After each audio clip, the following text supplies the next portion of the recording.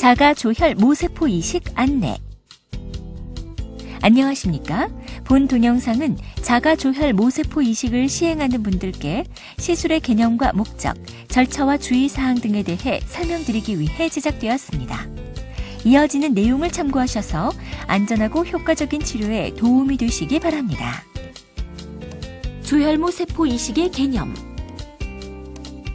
혈액 속의 적혈구는 폐에서 흡수한 산소를 온몸으로 운반하는 역할을 담당하고, 백혈구는 외부에서 침입한 병균으로부터 우리 몸을 방어하는 기능을, 혈소판은 출혈을 멈추게 하는 지혈작용을 담당하는데, 혈액 속에 존재하는 이러한 세포들은 뼛속의 골수에 존재하는 조혈모세포로부터 만들어집니다.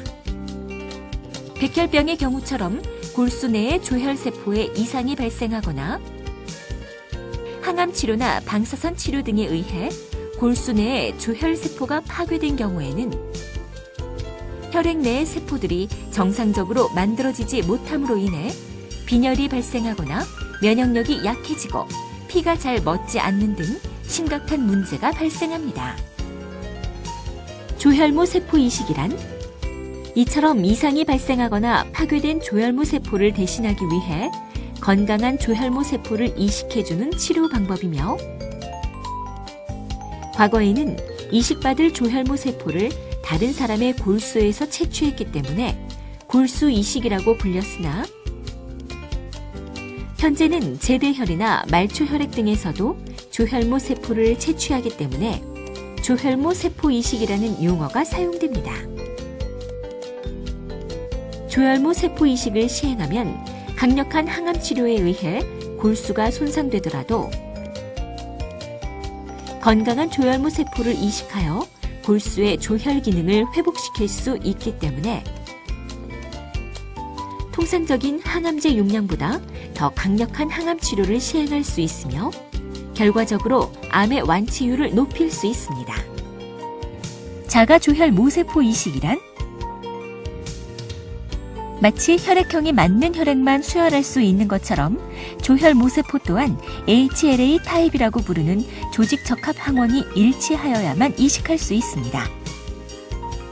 HLA는 A, B, C, DR 등이 있으며 부모로부터 하나씩을 물려받기 때문에 일란성 쌍둥이의 경우는 HLA 타입이 완벽하게 일치하지만 형제 자매의 경우 HLA 타입이 일치할 확률은 25% 정도이며, 혈연 관계가 없는 사람에서 HLA 타입이 일치할 확률은 수만 분의 1 정도로 극히 드뭅니다.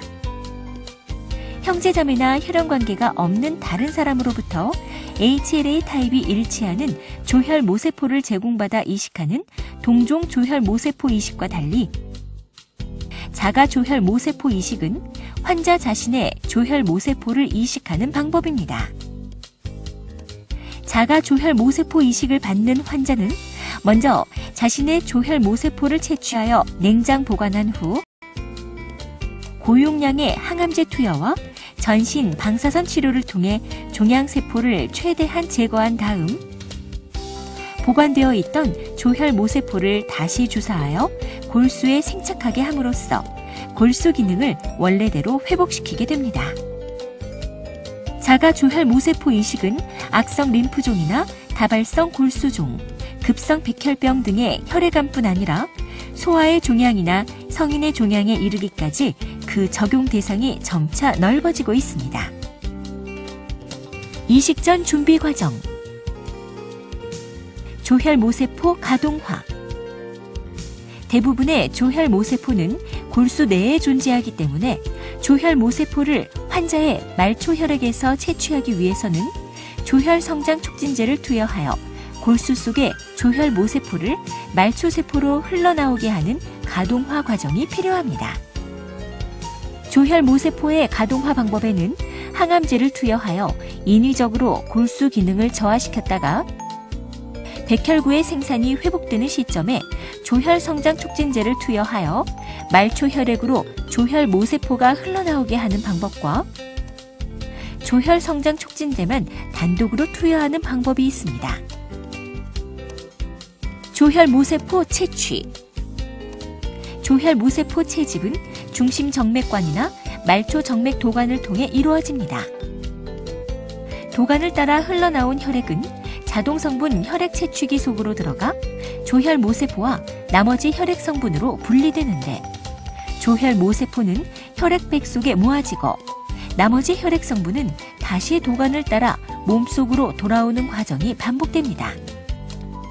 한 번에 조혈모세포 채취에 소요되는 시간은 4시간에서 5시간 정도이며, 조혈모세포 채취는 이식에 필요한 만큼의 조혈모세포가 모일 때까지 여러 번 반복해서 시행합니다. 이식 전 건강검진. 이식받을 환자의 건강 상태를 확인하기 위해 혈액검사, 소변검사, 심전도 및 심장 초음파 검사, 폐기능 검사, 각종 방사선 검사 등과 함께 이비인후과 검진, 치과 검진 등을 시행하고, 치료가 필요한 경우에는 이식 전에 적절한 치료를 시행합니다. 정자 보관. 고용량의 항암 치료나 방사선 치료 등으로 인해 불임이 발생할 가능성이 있으므로 필요시 사전에 정자를 보관하기도 합니다. 조혈모세포 이식 과정. 조혈모세포 이식은 무균실에서 이루어지며 일반적으로 다음과 같은 과정을 거치게 됩니다. 중심정맥관 삽입. 치료기간 동안 항암제 등 각종 약물을 주입하고 수혈이나 체혈, 조혈모세포 이식 등을 시행하기 위해 목이나 어깨 부위의 굵은 정맥을 통해 중심정맥관을 삽입합니다. 무균실 입실. 조혈모세포 이식을 받는 환자는 이식된 조혈모세포가 생착하여 충분한 수의 백혈구가 생산될 때까지 감염에 대한 면역력이 크게 저하된 상태이므로 외부의 병균으로부터 안전하게 보호받을 수 있는 무균실에서 생활해야 합니다. 전처치. 조혈모세포 이식에 앞서 고용량의 항암제를 투여하고 질환에 따라 전신의 방사선을 조사함으로써 몸속의 암세포를 완전히 제거하는 과정입니다. 조혈모세포 이식. 전처치를 시행받고 이식 준비가 완료되면 냉동 보관하였던 본인의 조혈모세포를 녹인 다음 중심정맥관을 통해 환자의 몸속으로 주입합니다. 조혈모세포 생착. 환자의 몸속으로 들어온 조혈모세포는 혈관을 따라 골수 속으로 이동하여 자리를 잡은 다음 적혈구와 백혈구, 혈소판 등 혈액 속의 세포 성분을 생산합니다. 생착이란 조혈모세포가 성공적으로 이식되어 환자의 백혈구 수치가 정상적으로 증가하는 상태를 말합니다. 생착에 소요되는 기간은 이식 후 2주에서 4주 정도이며, 환자의 백혈구 수준이 충분히 회복되고 별다른 문제가 없는 경우 환자는 무균실에서 퇴실하여 일반 병실로 옮기게 됩니다. 한편 백혈구 수치의 회복에 비해 적혈구와 혈소판 수치의 회복은 더디게 일어나므로 부족한 적혈구와 혈소판을 보충하기 위해 필요시 수혈을 시행하기도 합니다. 이식 후 진행 과정. 일반 병실로 돌아온 후 특별한 부작용 없이 골수의 조혈 기능이 잘 회복되면 환자는 집으로 퇴원합니다. 퇴원 후에는 정기적으로 병원을 방문하면서 진찰과 혈액 검사, 골수 검사 등을 통해 신체 상태와 질병의 재발 여부 등을 추적 관찰하는데 필요시 다시 입원을 하기도 합니다. 한편 일부 질환에서는 질환의 완치율을 높이기 위해 1차 이식을 하고 3개월에서 6개월이 지난 다음 자가 조혈모세포 이식을 2차로 한 번 더 시행하기도 합니다. 시술의 합병증과 부작용. 골수 억제. 전처치로 인해 골수가 파괴되면 적혈구, 백혈구, 혈소판 등이 감소하면서 빈혈이 발생하거나 감염 또는 출혈의 발생 위험이 높아집니다. 장기 손상. 항암제를 포함 치료 과정에서 투여된 약물 등에 의해 다양한 중추신경계, 또는 말초신경계 부작용이 발생하거나 신장과 방광, 간, 폐, 심장 등의 장기가 손상될 수 있습니다. 점막염. 구강 점막이 손상되면서 입안이 헐고 통증이 발생할 수 있으며 장 점막이 손상되어 복통, 설사, 혈변 등이 나타날 수 있습니다. 과민 반응. 치료 과정에서 투여된 약물 등에 의해 가려움증, 발적 등이 나타날 수 있으며 드물게 쇼크 등 심각한 과민 반응이 발생할 수도 있습니다. 기타 부작용.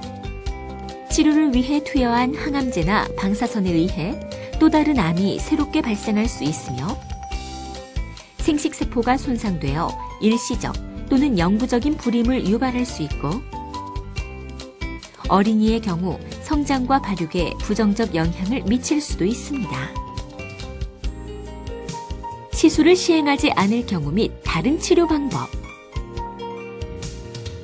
조혈모 세포 이식은 상당히 힘들고 어려운 치료 과정입니다. 하지만 조혈모 세포 이식을 시행할 경우 일반적인 항암 치료에 비해 더욱 강력하게 암세포를 파괴할 수 있으며 결과적으로 더 높은 완치 가능성을 기대할 수 있기 때문에 의료진은 환자의 상태와 각 치료 방법의 장단점을 종합적으로 검토하여 최선의 치료 방법을 선택합니다. 지금까지 자가조혈모세포 이식에 대해 설명드렸습니다. 감사합니다.